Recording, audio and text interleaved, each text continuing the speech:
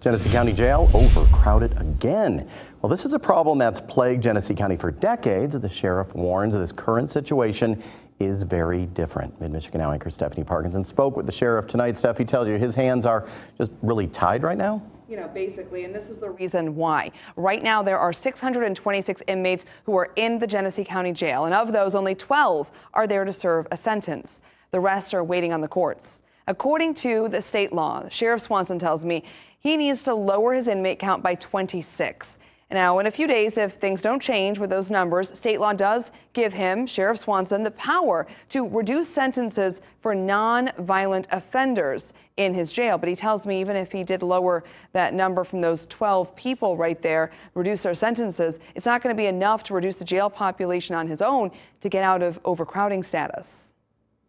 You know, I could look at 12 people, but it won't make a dent. What is happening is inmates being released. If there's any violations, however slight, you'll go back into jail. Genesee County District Court Chief Judge Odette is lowering bonds for many inmates in the county jail to PR bonds or personal recognizance, allowing them to leave the jail without paying anything for their bond.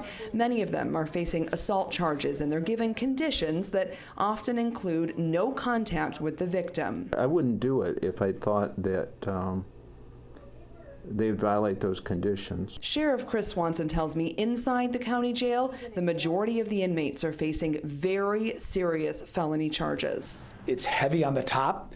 Of that 626 that are in jail, 60% are here in jail, waiting on a case that's a 20-year to life offense. Swanson admits these are people who can't be released, but inside his jail, this imbalance, it's changing the culture. You can go on the floor and you can just feel the tension. Data I obtained through a FOIA request to the Genesee County Sheriff's Office shows since February 22nd, deputies have transported 563 inmates to district court for hearings related to their cases. And in circuit court, in that same time, it was more than 1,200. The numbers speak for themselves. I mean, that's who we transport over there. That's who we put in front of a video booth. Judge Odette believes he's working as quickly as possible and admits the district court has been backed up due to the pandemic and the court being closed at times.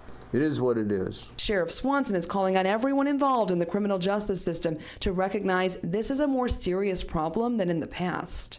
We need to work 5 days a week, 6-7 hours a day. The best way to solve it is to keep court running as efficient as possible. Judge Odette tells me he's watching more cases than he's ever seen in his career being tossed out because witnesses don't show.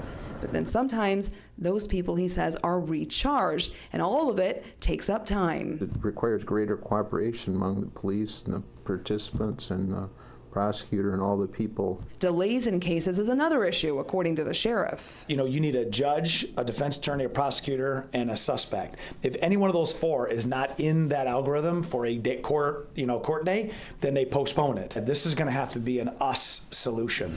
According to AAA, gas has increased by nearly 10 cents in just a 24-hour span. Now, just behind me here at the Mobile on Pearson Road, you can see gas is nearly $5 a gallon.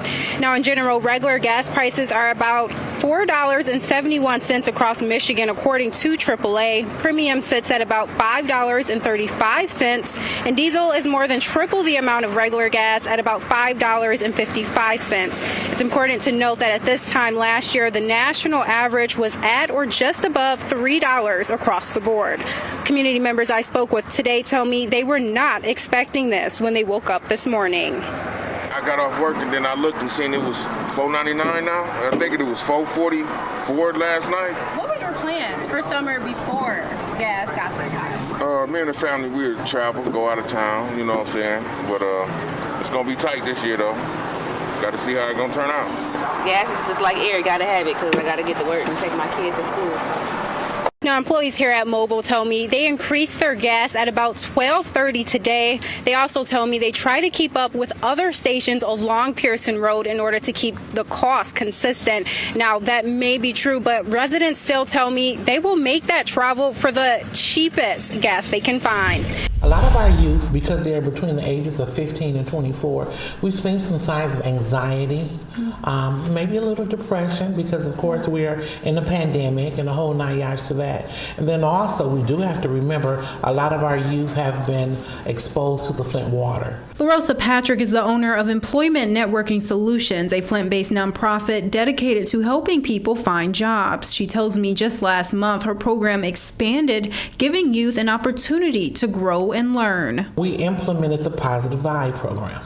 And I am so excited about the program. We help the youth to get ready to move to the next level of their career pathway.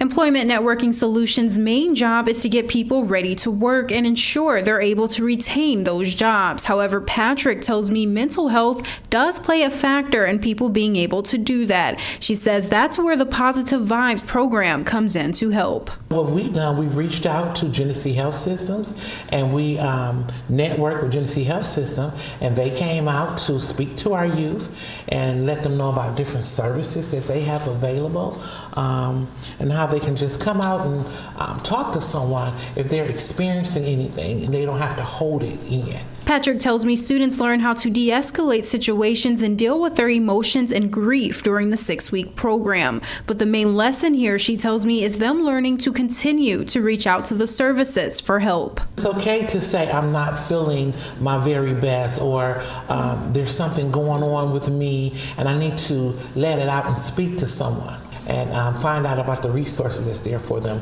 mentally and emotionally.